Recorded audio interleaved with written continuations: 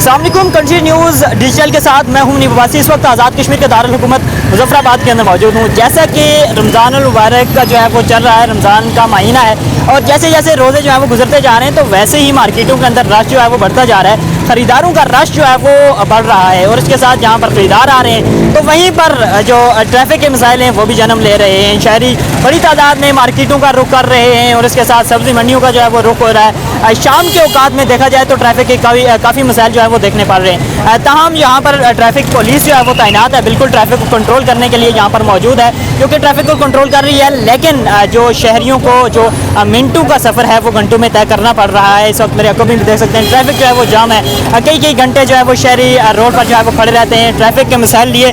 यहाँ पर शहरियों का यही कहना है कि नाक़िस इंतज़ामात होने की वजह से वो जो है वो रोज़े के अंदर तंग भी होते हैं, जैसा कि रोज़ा भी है और इसके साथ ही आज जो है वो जैसा कि 7वां रोज़ा है और इसके साथ ही 10वें रोज़े तक जो है वो ट्रैफिक के मसाइल शदीद बढ़ जाएंगे और इसके साथ ही चांद रात तक देखा जाए तो शहर भर में ये मसाइल जो हैं वो दुगने हो जाएंगे और शहरी जो है वो काफ़ी इससे परेशान भी होते हैं।